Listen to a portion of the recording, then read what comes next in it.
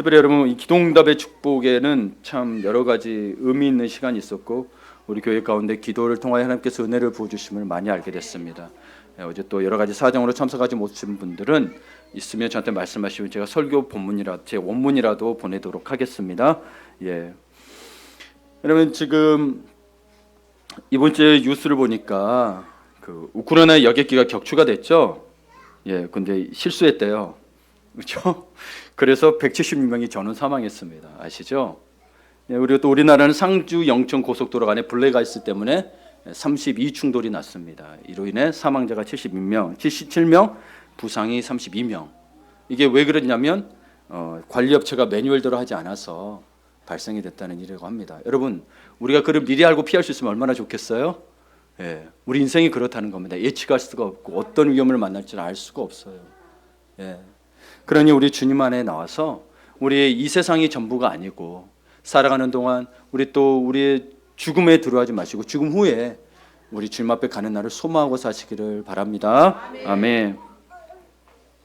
복음의 7가지 능력과 축복은 여기 자녀됨의 축복, 죄사함의 축복, 해방됨의 축복, 치유됨의 축복, 의롭다 하심의 축복, 그리고 기도응답의 축복, 오늘 마지막 7번째 뭐예요? 성령 세례의 능력과 축복에 대해서 나누겠습니다. 여러분, 성령은 그리스도의 영이라고 하고 거룩한 영, 정결의 영이라고 합니다. 그러면 성령을 받으면 그 이름 그대로 거룩하고 정결하게 살게 되는 것입니다. 그러지 못했을 때는 우리가 조금 생각을 해봐야 되는 부분이 있죠. 그런데 여러분들은 성령을 잘 알고 있는데 오늘 1절 2절을 보니 아볼로가 한번 1절 2절 보세요. 아볼로가 고린도에 있을 때에 바울이 이 지방으로 다녀 에베소에 와서 어떤 제자들을 만나 이르되 너희가 믿을 때에 성령을 받았느냐? 믿을 때 성령을 받았냐고 물어보는 거예요. 이르되 아니라 우리는 성령이 계심도 듣지 못하였노라고 기록되어 있습니다. 여러분, 어떻게 제자들인데도 성령이 계심을 듣지 못하였을까요? 여러분, 성경을 몇 독씩 하셨지만 이런 본문이 있는 줄은 좀 기억을 하세요. 처음 보는 거 아니죠? 네. 다 성령이 있는 걸로 착각을 하고 보는 거예요. 성령을 듣지 못한 분도 있었어요. 사실 이 에베소는 바울에게는 많은 추억이 깃든 곳입니다. 1년 6개월 동안 에베소에 머물면서 참 그는 훌륭하게 목회를 했고 떠날 때는 한국에서 떠날 때는 장로들과 작별 인사를 하면서 울며 작별 인사를 했고 고별 설교를 했던 것을 우리는 기억할 수 있습니다. 그런 바울은 다시 에베소에 돌아오게 되었습니다. 그러나 이 1절에 보니까 바울이 이제 에베소에 돌아오기 전에 윗지방을 다녔어요. 윗지방을 다니는 도중에 에베소에는 누가 있었냐면 아볼로와 그의 제자들이 있었어요. 바울이 다시 돌아왔을 때는 아볼로는 또 고린도에 가 있었고 그의 제자들만 있었던 거예요. 근데 여기서 여러분, 아볼로는 그 학문이 많고 성경이 능하고 하나님 대한 전문적인 지식이 있는 사람이었고 복음도 잘 전한 학자였어요. 그래서 아볼로가 예수님에 대해 잘 가르침으로써 제자들이 많이 늘어났어요. 그런데 놀라운 사실을 하나 발견하는 게 아볼로는 성령에 대해서만은 가르치지 않았다는 사실입니다. 성령에 대해서는 가르치지 않았어요. 그는 요한의 세례에 대해서만 알 뿐 성령 세례에 대해서는 몰라서 가르치지 않았던 겁니다. 그래서 사도행전 18장 한번 보실래요? 18장 24절에서 25절을 보면 아볼로에 대해서 나옵니다. 알렉산드리아에서 난 아볼로라 하는 유대인이 에베소에 이르니 이 사람은 언변이 좋고 성경에 능통한 자라. 그가 일찍이 주의 도를 배워 열심히 예수에 관한 것은 자세히 말하며 가르치나 요한의 세례만 알 따름이라. 성령의 세례를 모르고 요한의 세례만 알 따름이라고 기록하고 있습니다. 여러분, 사람은 누구에게서 배우냐에 따라 학문과 사상과 신앙의 색깔이 결정됩니다. 교회도 마찬가지입니다. 어느 교회 다니에 따라서 신앙의 자세와 믿음의 성향이 달라지기 마련입니다. 특별히 여러분이 이 아볼로라는 사람은 알렉산드리아에 있었다고 그랬잖아요. 근데 알렉산드리아는 고대 세계에 있어서 지식과 문학의 보고입니다. 거기 알렉산드리아 도서관이 있었고 거기에 모든 책의 거리에 다 모였습니다. 뛰어난 자들이 많았고 고문서도 굉장히 많았습니다. 그리고 이 알렉산드리아는 이집트에서 두 번째 큰 도시고요. 그리고 가장 큰 항구 도시였어요. 그래서 사람 왕래가 잦았고 하여튼 새로운 신문물을 받았는데 익숙했던 곳입니다. 그런 데서 그가 배웠어요. 그가 배우고 와서 제자들에게 자기 학문도 가르쳐주고 성경 지식도 가르쳐주고 복음에 대해서 있었지만 성령 세례에 대해서는 전혀 몰랐다는 사실입니다. 그들은 요한의 세례만 알았다고 되어 있죠. 성경에 대해서는 많이 알고 있지만 성령에 관해서는 사실 몰랐다기보다 외면했다고 볼 수 있죠. 구약을 특별히 그때 가르칠 때는 모세 오경을 가르치는 스크립처라고 해서 모세 오경이 있습니다. 거기에도 하나님의 영이 나옵니다. 그럼에도 불구하고 어찌 보면 외면했다라고 우리는 추측할 수가 있습니다. 아예 몰랐다기보다. 그럼 여러분, 우리가 초신자도 있고 그랬기 때문에 성령 세례가 익숙치 않을 거예요. 근데 그러기 위해서는 또 물세례를 알아야 됩니다. 요한의 세례가 물세례거든요. 이거는 회개를 위한 물세례예요. 요한의 물세례. 여러분 보세요. 그래서 바울이 에베소에 도착해서 보니 제자들의 상태가 좋지가 않아요. 영적 상태가. 그래서 물었더니 성령의 계심도 듣지 못한다고 하고 다시 물었더니 뭐라 그래요? 너희가 무슨 세례를 받았냐고 물었더니 요한의 세례라고 응답하는 거죠. 바울이 원했던 것은 무슨 세례겠어요? 성령 세례죠. 요한의 세례. 요한의 세례. 여러분 성령에 대해서 잘 모르는 경우가 의외로 많습니다. 그저 예수님은 성령으로 잉태되었고, 성경은 그냥 성령의 감동으로 된 것으로 이 정도로 성령을 기억하는데, 여러분 성령의 능력, 성령의 은사, 기적, 역사에 대해서는 들어본 적도 없고 경험해보지 않은 성도들이 많다는 겁니다. 우리 교회는 그러지는 않죠. 우리 교회는 최소한 그러고 있는데 에베소 성도들이 그랬다는 거예요. 이 시대에 여러분, 제가 이렇게 자료를 찾아보니 전통적인 교회일수록, 특히 오래된 교회일수록 성령에 대해서 잘 모른다고 합니다. 특별히 이 목사들의 마음에는 그런 것도 있어요. 성령을 나는 막 기도하고 성령 역사해 주십시오. 방언도 터주고 예언도 하고 낫게 해주십시오. 안 됐단 말이에요. 그럼 내가 안 된 것 같아요. 그럼 내가 성령인가요? 아니잖아요. 되고 안 되고는 성령의 주권이 성령에 달려있는데 그러다 보니 목사들이 안 한 경우도 많아요. 괜히 내가 잘못한 것 같아요. 저도 여러분의 병든 사람들 기도할 때 보다가 안 낫는 거 보면은 내가 기도가 부족해서 그러나 괜히 마음이 그럴 때가 있어요. 그러나 그런 제 마음보다 저희 어떤 환경보다 성령님이 더 크신 분이신 거죠. 그러니 저는 그분을 외면할 수가 없습니다. 때로는 제가 능력이 없더라도 그분은 외면할 수가 없습니다. 그분은 살아계시고 하나님이시기 때문입니다. 아멘. 예. 그래서 여러분 때로는 그러다 보니까 교회 와서 이게 성령의 가끔 역사들이 나타나요. 여기 오늘 5절에 6절에도 보면은 방언하고 예언을 했다고 돼 있거든요. 이게 오순절 때만이 아니고 이때 바울이 안수함에 돼 있어요. 그래서 기동 같은 데 가면은 안수를 굉장히 많이 강조하는 데가 있습니다. 능력 받아라 그러면서 하는 데가 많이 있어요. 예. 하나님께서 안수를 통해 주시기도 해요. 근데 그것만 치우치면 안 된다는 거예요. 실제로 우리가 교회 와서 갑자기 한 그런 애가 있어요. 이런 예들이 있어요. 목사님하고는 상담을 했어. 근데 어떤 은사 받으신 분하고 같이 기도하니까 막 거기서 뭐가 나오는 거야. 그랬더니 그 다음부터 교회 안 나오는 거예요. 목사님한테 전화 오거나 문자 와가지고 어떻게 그분이 아는지 모르겠어요. 이러시면서 아무리 나는 한 말 안 했다 해도 안 믿는 거예요. 여러분 제가 무슨 말인지 아시죠? 안 믿는 거예요. 그러면 성경에 보면은 이게 그리고 몇 가지 단어만 나오면 사실 그 사람들의 삶을 다 유추할 수가 있잖아요. 왜냐하면 우리 인간의 삶이 제한적이거든요. 큰 틀 안에서는 몇 가지 단어만 나오고 뭐가 나오면 이 사람이 어떤 삶을 있다는 건 유추가 가능해요. 데이터가 쌓여 있으니까. 상담학이라든지 뭐 심리학이라든지 데이터가 쌓여 있으니까. 심리학을 그래서 통계학이라 그래요. 통계 심리학. 그냥 꿰뚫어 보고 그게 아니고 통계 때문에 그러는 거예요. 역학도 통계학이에요. 그래서 어찌 보면 사람의 인간의 삶이 오래될수록 결국은 그 범위를 못 벗어나게 돼 있습니다. 여러분은 그러지 말기를 바랍니다. 성령은 계시고 하나님의 영임을 성령에서 말하고 있습니다. 목사가 말하지 않으면 모르게 되겠죠. 그렇죠? 예수님을 믿고 구원받은 사람은 그 증표로 물세례를 받았습니다. 우리 모두 물세례를 받았고 또 물세례를 받을 것입니다. 그러나 세례는 물세례만 있는 것이 아니라고 이야기하고 있는 거예요.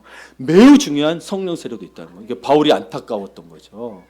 성령 세례를 받으라는 거예요. 그래서 예수님 당시에는 요한이 물세례를 주었고 회개하라 천국이 가까웠느니라 라고 선포하고 물세례를 주었습니다. 그게 지금의 저 같은 목사들이, 교회에서 목사들이 성부와 성자와 성령의 이름으로 물세례를 주는 게 이게 물세례인 거예요. 왜냐하면 예수님도 그 당시에는 침례예요. 침례. 이렇게 물에 잠기는 게 있고 뿌리는 게 있거든요. 근데 우리 주님은 침례를 받으셨어요. 그분은 하나님이신데 죄가 있어서 그랬냐? 그게 아니고 인간의 몸을 입고 인류 구원의 역사를 시작하시려는 시작으로 본인이 직접 물침례를 받으신 거죠. 그래서 우리도 주님을 따라서 우리도 물침례를 받습니다. 그리고 이 물세례의 의미, 물침례의 의미는 예수 그리스도를 믿는 자들이 그분과 함께 십자가에 못 박혀 죽고 그분과 함께 부활했음을 의미하는 구원의 표입니다. 그래서 여러분의 고백인 거예요. 예, 그 고백을 하신 거고 세례를 받으신 거예요. 예, 그냥 받으신 게 아니에요. 예. 그리고 우리는 회개를 의미하는 세례를 받습니다. 그런데 물 세례를 받고 나서 변화되는 사람도 있습니다. 때로는 눈물을 흘리며 기도하는 분도 계시지만 일반적으로는 영적 체험이 잘 일어나지가 않습니다. 그렇죠? 여기에 세례 받으신 분들, 그 세례 받은 날 내가 막 이런 분 계세요 혹시? 은혜입니다. 저 뭐라고 하는 게 아니고 은혜입니다. 쉽지가 않다는 거예요. 그래서 성령 세례를 받으라고 이야기하고 있는 거예요. 바울이 그래서 성령 세례를 이야기하고 있는 거예요. 물 세례는 사람이 주지만 성령 세례는 예수님이 직접 주시겠다고 하셨어요. 승천하신 후에 내가 보혜사 성령을 보내시겠다고 약속하셨거든요. 그 성령 세례. 예. 물 세례는 물속에 들어가서 이렇게 하는 거지만 뿌리거나 하지만 성령 세례는 성령이 임재하셔서 성령과 불로 세례를 주시는 거예요. 성령 세례, 불 세례. 예. 이거에 대한 해석은 조금 이따 말씀을 드리겠습니다. 하여튼 성령과 불로 세례를 주시는 거예요. 그런데 여러분 한 가지 좀 구분해야 될 게 있는 게 성령 세례와 성령 충만은 다르다는 겁니다. 겹치는 게 있고 구별되는 부분이 있어요. 성령 세례는 모든 그리스도인에게 공통으로 임하는 거예요. 예, 이 공통의 경험이 뭐예요? 회심. 내가 어떻게 눈물로 죄를 고백하고 예수를 구세주로 고백해요? 보이지 않는데 그게 내 힘으로 가능해요? 그리고 지금까지 믿고 계시잖아요. 성령이 아니고는 불가능해요. 우리는 우리가 믿었다고 생각할 수 있지만 그게 아닙니다. 회심으로 인한 구원을 경험하고 얻는 것입니다. 그리고 이러한 성령 세례의 능력은 우리를 한 지체 한 몸으로 만듭니다. 고린도서 2장 13절을 보시겠습니다. 자, 같이 읽어볼까요? 시작.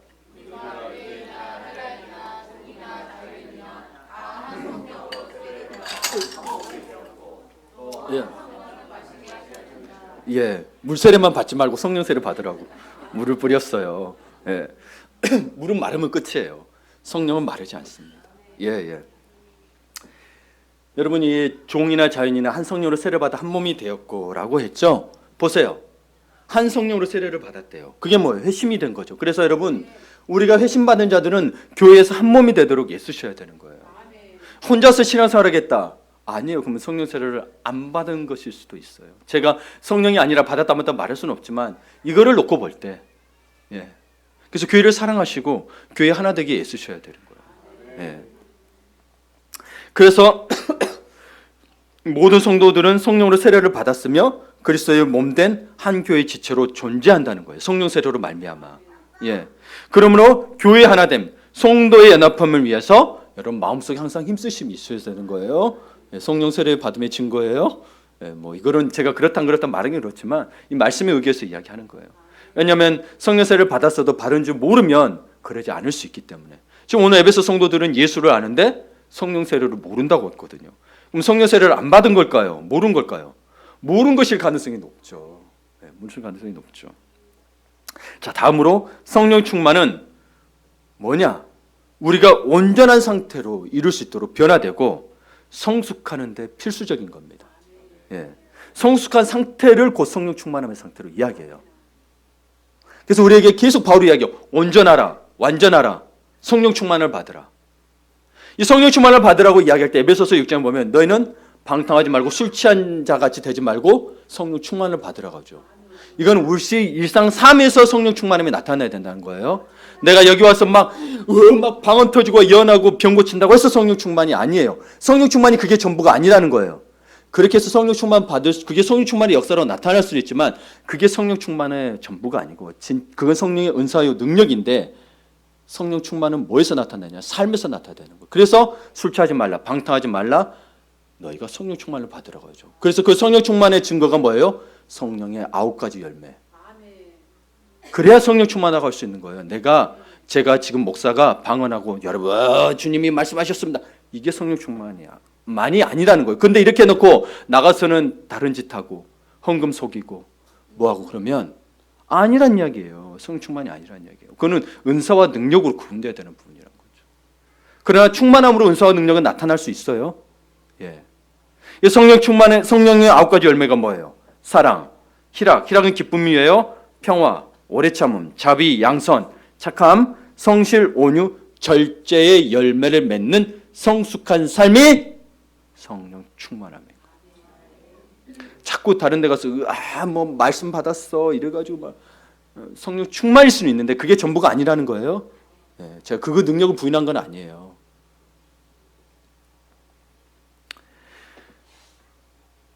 그래서 여러분, 성령 충만함은 구원받은 자의 삶을 구현하게 하는 것이에요.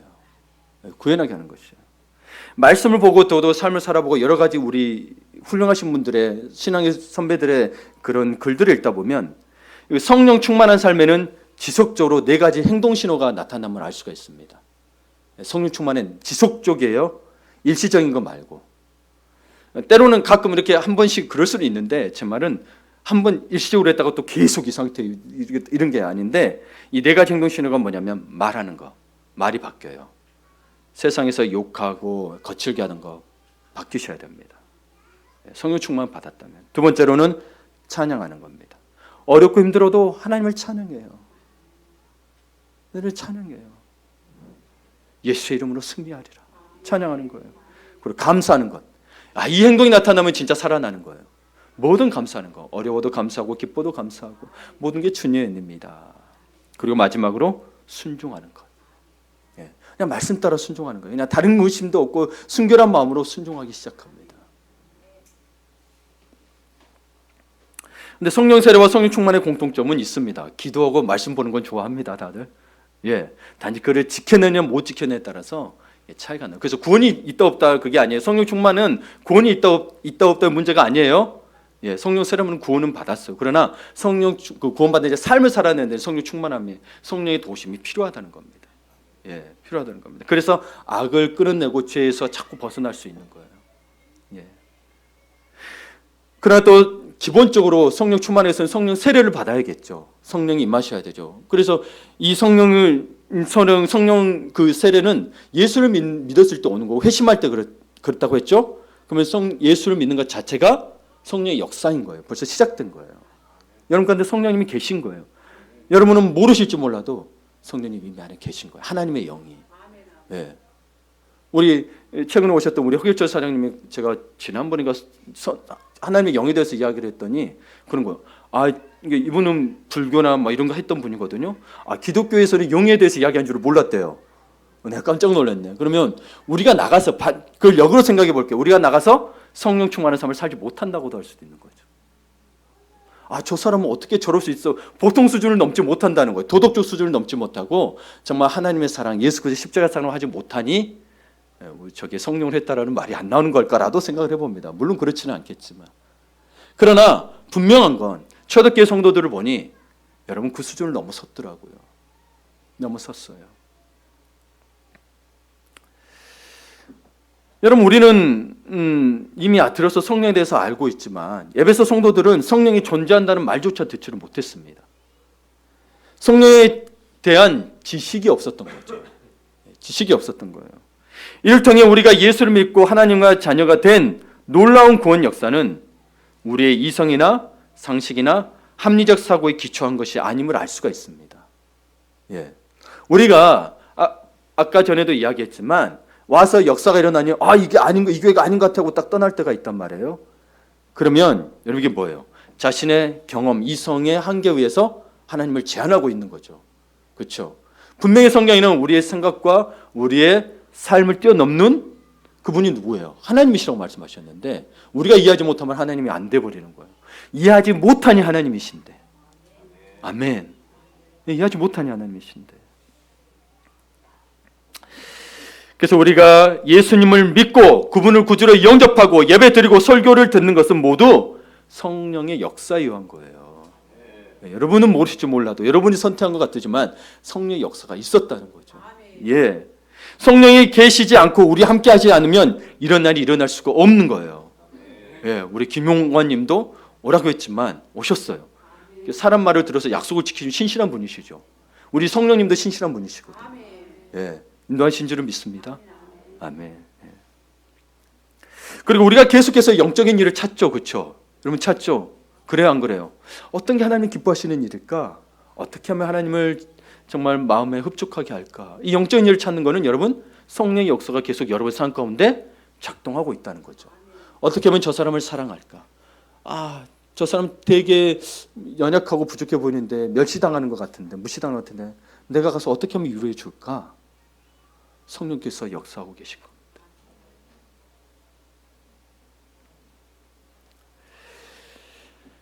그러면 우리는 성령이 계시지 않으면 우리는 예수님을 믿을 수도 없는데, 에베소 성도들은 예수를 믿지만 이상하게도 성령에 대해서는 전혀 몰랐던 거예요.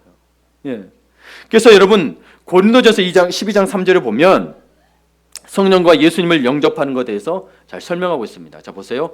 그러므로 내가 너에게 알리노니 하나님의 영으로 말하는 자는 누구든지 예수를 저주할 자라 하지 아니하고 또 성령으로 아니하고는 누구든지 예수를 주시라 할 수 없습니다라고 됐습니다.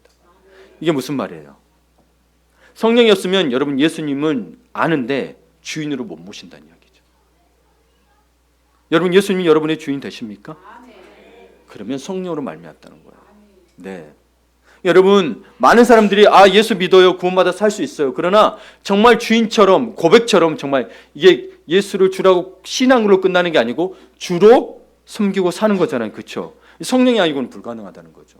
여러분 우리는 본질적으로 죄성이 있고 진노의 자녀인지라 여러분 우리는 자꾸 하나님을 거부합니다. 거룩한 것들을 떠나 살려고 그래요. 죄를 지으려고 그래요.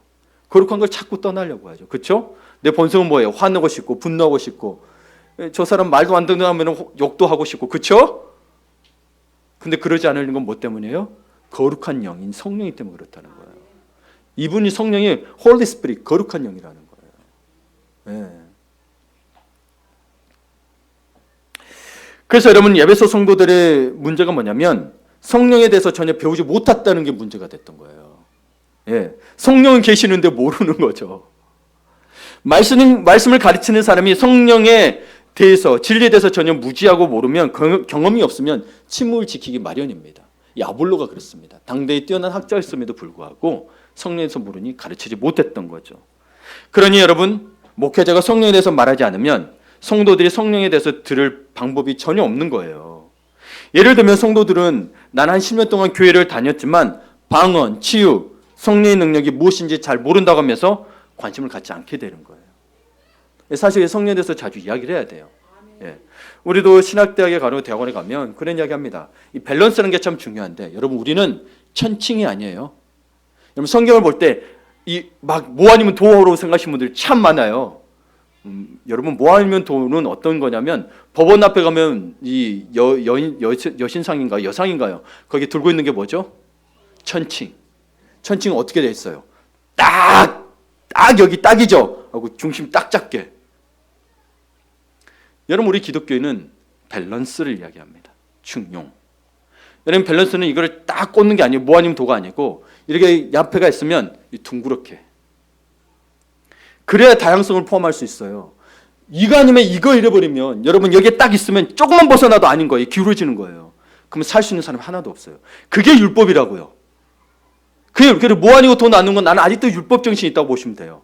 율법주의는 아니겠지만. 그러나 봐봐요. 사랑은 허다한 허물을 덮는다고 그랬잖아요. 그럼 용서해야 돼야지 허물을 덮을 수 있거든요. 그럼 그 마음으로 이렇게 둥그렇게 해야 용서가 되지. 이제는 용서되고 이제는 용서가 안 되면 뭐예요? 어느 나라와 같이 어느 나라에서는 용서가 되고 안 되는 것처럼 딱 가르고 있는 거예요. 여러분 뭐 아니면 도로 사지 마세요. 예, 조금 이렇게 밸런스를 다져야 중심이 더 단단해지잖아요. 봐봐요. 이렇게 하면은 조금만 치우쳐도 그냥 너는 죄인이야 정죄가 되는 거예요. 그게 법이라고요. 그게 법이라고요. 그러나 법은 우리를 위해서 있긴 있는 거거든요. 죄를 깨닫기 위해서. 그러나 이 그리스도의 사랑을 가지고 율법의 완성은 사랑이라 했으니 넓게 이렇게 다 품으면 좋겠죠. 사실 주님은 다 품었어. 우리는 다 품을 수 없으니 이렇게라도 둥글게. 예. 아멘. 예. 그래서 여러분 우리의 영적 밸런스를 가지시길 바라요. 영적 밸런스. 그래서 말씀에 그리고 지성 부분이에요. 지성과 감성과 영성 부분이 밸런스를 맞아야 돼요. 이쪽에 한쪽에 치우쳐가지고 여러분 왁 치우쳐갖고 그러니 방을 안 받으면 구원 없다 그래가지고 치우친 교파가 있었죠. 말씀에 지성으로 가게 되면 이 영성을 이야기하지 않게 됩니다. 그래서 이해 못하면 그냥 바보 취급하는 거죠. 감성만 치우치면요 이게 희한한 일이 일어납니다. 실제로 비냐운동 같은 데서 갑자기 감성에 치우치면 감성을 영성으로 착각할 때가 많아요. 감성과 영성은 달라요. 달라요. 감성을 치우쳐야 되면 갑자기 성령 받았다고 막 동물 소리 냅니다. 왜 막 소리 내고 막 너 이랬지 막 이러고 막. 저는 그런데 안 갈랍니다. 아무리 영성이라도. 여러분, 영성은 뭐냐면 영성은 여러분의 그리스도인의 정체성을 영성해요. 이 영성이 성령 충만의 삶이에요. 영성이 열매로 나타나는 게 그게 영성이라고요. 근데 자꾸 영성을 착각하지 마세요. 아, 내가 기도했더니 무당처럼 그래 너 저기 가서 몇 번 가서 그래 해야 구술해야 돼. 이런 것들이 영성이 아니라고. 우리 주님 와서 보시죠. 주님이 사신 삶을 닮아가는 게 영성. 그게 우리의 그리스도인의 정체성인 거예요. 바울이 묻잖아요. 너가 그리스도의 향기가 있느냐? 향기가 있으세요? 예, 있어야 영성이 같이 균형을 맞추는 거예요. 근데 영성을 너무 착각해가지고 우리 옛날에 우리나라가 처음에 기독교가 들어왔을 때 성령에서 이야기할 때 무속 신화가 겹쳐가지고 영이 그렇게 돼버린 거예요. 뭐 계룡산 가서 돋다가지고 막 그렇게 이게 영성이 돼버렸던 거죠. 교회 그게 가치더라고요. 이거 혼합주의라 그래요. 아니요, 성령은 혼합되면 안 돼요. 거룩한 영이기 때문에 유일하세요. 깨끗게 하시는 영. 다른 게 없어요. 깨끗게 죄와 구별되어 하나님을 만날 수 있어요. 예. 어떤 행위한 노력이 아니에요. 예. 그래서 여러분 잘못되고 있던 하나님에 대한 것, 성령에 대한 걸 다 내려놓으세요. 그래서 우리 교회는 될 수 있으면 밸런스를 맞추려고 하는 거예요. 이 삼각형이 잘 이등변 삼각형이 될 수 있도록. 이등변이 뭐예요? 변이 같은 거를 말하죠. 한쪽만 이렇게 길거나 그러지 말고 때로는 약간씩 길 수 있습니다. 상황에 따라서. 그런 것들은 여러분 이해를 해주시고. 예. 그래서 찬양도 하는 거예요. 감성적인 부분도 같이 한 배 들을 수 있도록. 그리고 우리 특세도 하는 거예요. 기도로 말미암아 영성이 풍성해질 수 있도록. 그리고 양육반도 하는 거예요. 말씀으로 바로 서서 그 근간을 가지고 여러분의 삶이 균형 잡히도록. 예. 여러분, 그리고 예수님은 성령과 불로 세례를 주신다고 말씀하셨습니다. 마태복음 3장 11절을 볼까요? 나는 너희로 회개하기 위하여 물로 세례를 베풀거니와 내 뒤에 오시는 이는 나보다 능력이 많으시니 나는 그의 신을 들기도 감당하지 못하겠노라. 그는 성령과 불로 너에게 세례를 베푸실 것이요. 우리 사도 요한이 세례 요한이 이야기한 거죠. 이게 마가복음 1장, 누가복음 3장, 요한복음 1장에도 기록하고 있습니다. 그러나 성령과 불이라는 단어는 마태복음과 누가복음에만 나옵니다. 이 마가복음과 요한복음은 불이 빠져 있습니다. 예. 왜 그럴까요? 예. 먼저 세례 요한이 준 물세례는 회개를 위한 것입니다. 회개해야 예수님을 믿을 수 있고 하나님의 자녀로 거듭날 수 있기 때문입니다. 예. 회개하지 않고는 예수님을 믿을 방법이 없습니다. 회개 없는 구원은 없는 거예요. 이게 얼마나 여러분 다 회개했다고 생각하시죠? 제가 몇 년 전에 이렇게 양육을 하고 있었어요. 한 자매가 참 힘든 삶을 살았어요. 그래서 이렇게 이야기하다 보니 자꾸 자기 세상적인 것에 자기가 상처받았고 이런 걸 이야기해요. 참 마음이 아프더라고요. 그래서 제가 물어봤어요. 너 정말 회개했니? 진짜 하나님 앞에 진짜 죄를 다 회개했냐 그랬더니 아무 소리를 안 하는 거예요. 회개한 것 같아요. 이런 식으로 한단 말이에요. 그러니까 회개해야 진짜 주님 만나고 성령의 은혜를 받을 수 있어 라고 이야기했습니다. 그래서 알았다고 했어요. 그 다음부터 교회를 안 와요? 문자가 와요. 전화가 왔던 것 같아요. 전화가 왔었어요. 아니 목사님 저한테 회개 안 하셨다는 게 말이 돼요? 그런 거예요. 저는 회개하고 구원받은 자녀란 말이에요. 여러분 만약 회개를 했다면 이런 자세가 나올까요? 아니죠. 그리고 그냥 본인의 감정에서 그렇게 싹 돼버리고 본인 편한 대로 주변에 그냥 왔다 갔다 교회하고 다니고 있다가 있더라고요. 여러분 정말 주님 앞에 나의 죄에서 내려놓고 온 사람은 회개했어도 또 회개하냐 그러면 아직도 부족한가 보다 회개하기 마련이거든요. 예. 물세례를 받았다면 이제 예수님이 주시는 성령과 불세례를 직접 받아야 하는 아주 중요한 숙제가 남아 있습니다. 여러분 오랫동안 예수님을 믿어도 성령과 불세례를 경험하지 못했을 수도 있습니다. 이거는 여러분 이 불세례된 거는 좀 제가 신학적 해석이 필요해요. 여러분에게 좀 잘 들으셔야 돼요. 이게 좀 어려운 부분이 있어요. 아직도 두 갈래로 나눠져 있는 이 해석입니다. 이 첫 번째는 불세례에 대해서는 이제 성령 세례와 같이 해서 되거든요. 이 불세례에 대해서 심판의 불이라고 해석하시는 분들이 계십니다. 그러니까 불이 태우는 기능이 있잖아요. 나의 죄를 다 태울 거야. 그래서 심판의 세례를 다 예수님이 십자가와 부활해서 심판의 세례를 다 받으셨다는 거죠. 그래서 여러분 아까 이야기했던 것처럼 마가복음과 요한복음은 그래서 불이 빠져 있다라고 이야기하는 분들이 계세요. 실제로 오늘 본 우리 사도행전 19장에도 불이 빠져 있습니다. 바울서 시내 불이 잘 안 나옵니다. 타당하죠, 해석이. 불이 빠지고 성령 세례만을 이야기하고 있다라고 하는 거죠. 만약에 여러분 같이 여기에서 성령 세례와 불 세례를 같이 하게 되면 여러분 안 되는 게 뭐냐면 성령 세례는 회심을 하고 구원받는 거거든요. 근데 불은 태워버려 가지고 심판해 버리는 거예요. 이게 달라요. 그래서 빠졌다라고 이야기하고, 두 번째 해석이 있습니다. 마태복음이나 누가복음 해석이 있어서 저도 두 번째를 좀 따르는 편이긴 한데, 이 불은, 여기 불은 죄를 태우는 기능이 아니라 찬물을 뜨겁게 하는 기능을 가지는 불이라는 거죠. 그러니까 식어있는 마음을 열정을 준다는 이야기인 거예요. 그래서 그러다 보니 성령 세례, 불 세례가 같다는 거죠. 구원을 받고 그 마음에 뜨거움을 줄 수 있는 성령 세례와 불 세례가 같다라고 해석을 하는 겁니다. 그러니 여러분 나중에 그냥 성령 세례만 이야기하면 되죠. 불 세례 넣을 필요가 없다는 거죠. 두 개 다 타당하죠, 그렇죠, 해석이. 그러나 저는 두 번째를 더 타당해 봅니다. 왜냐하면 첫 번째 불 세례는 심판이 됐다면 이 성령 세례와 다르거든요. 근데 같이 놓고 썼단 말이에요. 그렇죠? 여러분이 잘 생각해 보세요. 잘 생각해 보세요. 그래서 이 찬물을 뜨겁게 하는 기능은 뭐냐면 불같이 강력함으로 사람들에게, 권능이 없는 사람에게 권능을 넣어주고, 그리고 차가운 사람에게 뜨거움을 넣어준 것을 이 불세례라고 표현을 합니다. 저는 제가 혹은 경험했거나 제가 성경적으로 볼 때는 두 번째를 더 저는 선호합니다. 틀린 게 아니에요. 둘 다 틀린 게 아니에요. 불에는 그 기능이 있어요. 성령의 불에는 죄를 태우는 것도 있고 뜨겁게 하는 것도 있어요. 그래서 제가 그러는 거예요. 여기는 어떤 의미로 쓰느냐는 걸 두 개를 좀 구분을 지어야 신학적 오류가 없기 때문에 그렇습니다. 예?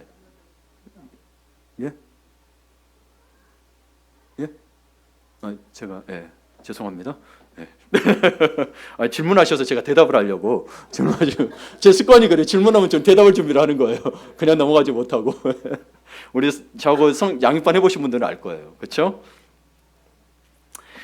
여러분, 그래서 예수님은 분명히 예수를 믿고 하나님과 자녀가 되었다면 자신이 직접 성령과 불로 세례를 주겠다고 말씀하셨어요. 믿는 자들에게는 성령 세례를 주기로 이미 결정하셨던 사실입니다. 따라서 우리의 문제는 성령 세례가 임하느냐 임하지 않느냐의 문제가 아니고 성령 세례가 임한 것을 믿느냐 안 믿느냐의 문제인 거예요. 이미 주셨다니까요. 왜냐하면 그분이 주권자이시기 때문에. 근데 우리는 자꾸 내가 받았다야 받는 거예요. 그럼 내가 성령이지. 그럼 내가 성령이잖아요. 아닌 거예요? 성령을 받으라. 아니요, 주셨어요. 예수를 구주로 고백하고 진짜 마음으로 주로 고백한 자들은 받았어요. 그러니 믿느냐 성령이 있느냐 안 믿는 차인 거지, 이제 받아라 너 성령이 없어 이게 아니라는 이야기예요. 그러지 못하니까 믿느냐 안 믿느냐 문제가 아니고 있느냐 없느냐 문제로 가야 되니까 자꾸 어디 받을 만한데 뜨거운데 우리가 흔히 말하는 엄청 막 뜨겁게 하고 열정스럽게 하는 데만 찾아가게 되는 거예요. 아니 성령은 때로는 불같이, 그 다음 뭐예요? 바람같이, 그리고 물같이 뜨거운 것만이 전부가 아니라는 거예요.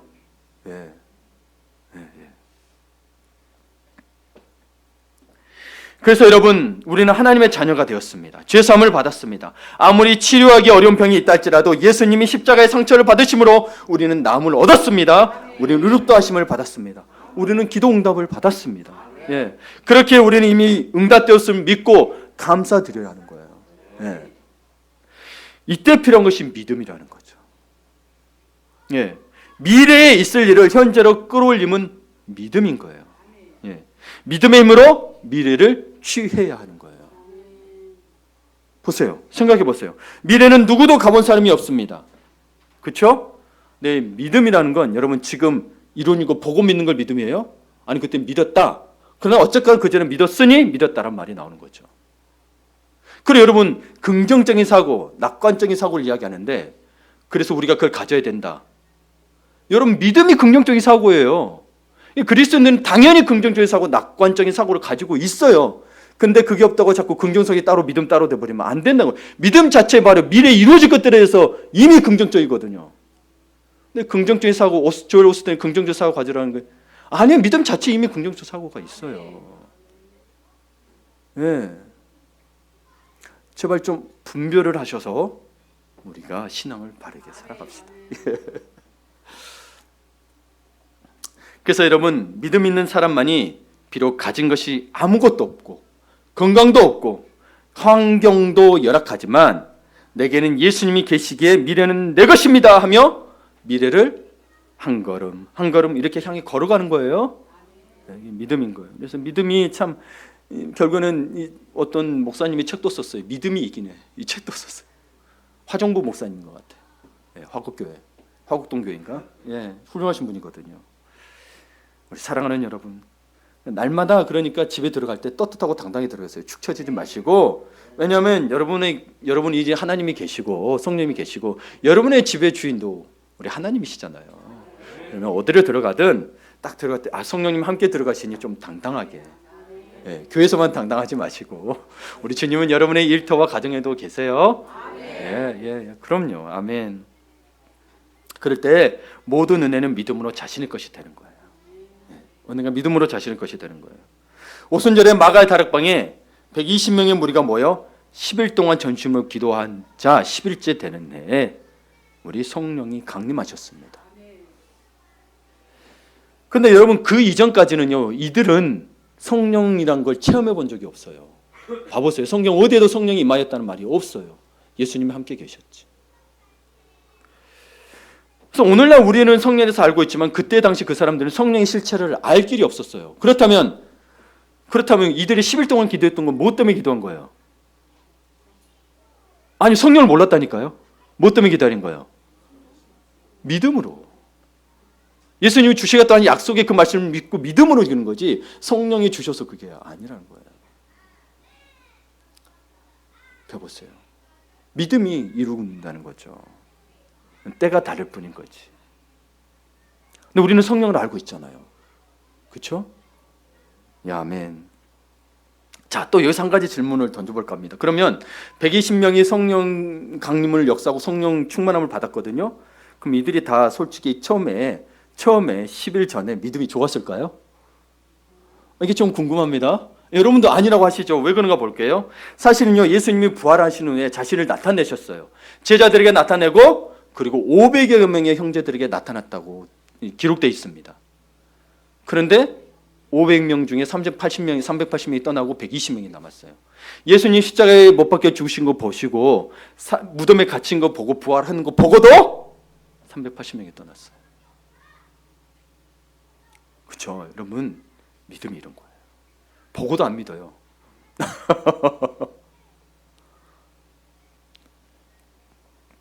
여러분, 이 120명 중에는 준비된 사람과 준비되지 않은 사람이 두루 섞여 있었을 것입니다. 예. 여러분 중에도 누가 친구가 이렇게 끌어서 오신 분들 계시죠? 그때도 그랬을 거 아니에요. 지금 로마 우리 식민지 시대잖아요. 로마 치하에 있다 보니 우리 힘들지 않냐? 우리 그냥 저기 가서 또 그래도 예수라는 사람 믿고 기도하는 데 있다 한번 같이 가보자. 끌려간 사람도 있을 거예요. 이 자리에 그렇게 해서 오신 분들도 계시죠? 때로는 그렇게 믿었던 분이 계시고 지금까지 믿는 분도 계시는 거예요.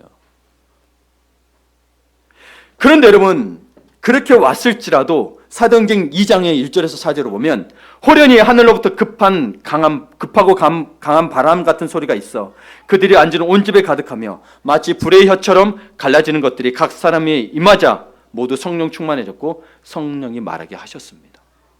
성령이 말하게 하셨어요.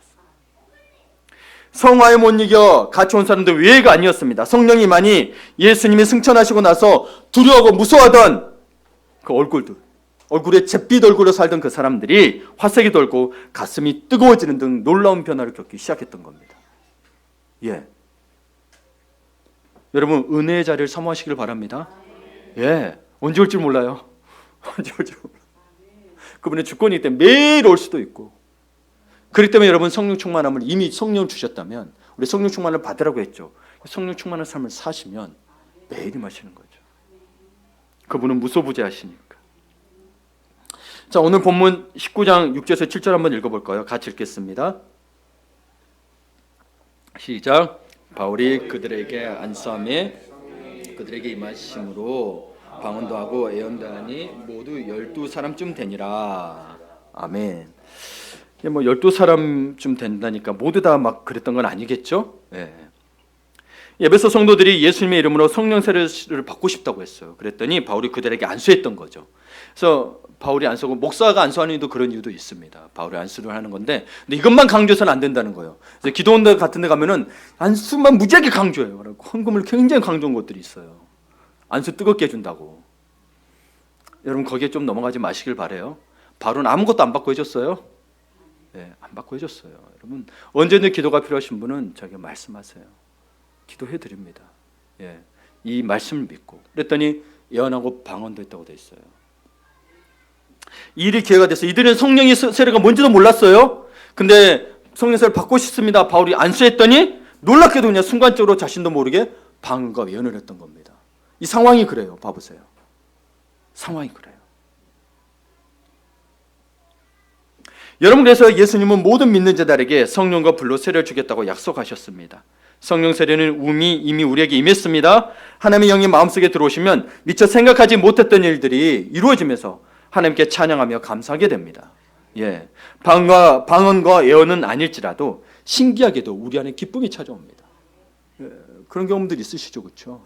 처음으로 우리 예수님 앞에 다 눈물로 고백하던 날, 그 첫사랑을 잊지 말기를 바랍니다. 예. 여러분 미래에 대해 전전긍긍하고 불안하던 내 마음이 평안해집니다. 망할 것 같고 아무런 희망이 없는 내 마음속에 갑자기 희망이라는 단어가 생겨납니다. 예, 언행과 생각이 긍정적으로 변하기 시작합니다. 그리고 열정이 생기기 시작합니다. 지혜와 영적 분별력이 생기고 삶의 태도와 사고방식이 변합니다. 사람을 대하는 태도가 달라집니다. 배우자를, 자녀를 보는 눈이 달라지고 기도가 변합니다. 자녀들 다 배우자로 돌리던 걸 변하기 시작하는 거예요. 신기하게도 자꾸 주님이 생각납니다. 잘 모르는데 일하다가도 생각나고 밥 먹다가도 생각나고 잠자기 전에도 생각나고 신기하더라고요. 신기해요. 신기합니다. 정말. 이때부터 예수 믿는 일이 재밌고 신이 나는 거예요. 그래서 삶에 30배, 60배, 100배의 말씀의 열매들이 맺히기 시작합니다. 나는 한 일이 별로 없는데 하나님이 친히 일하신 거죠. 하나님이 친히 일하신 거예요. 이런 복된 성령의 능력과 축복이 우리 가정과 사업과 믿음에 일어나기를 간절히 바랍니다. 아멘.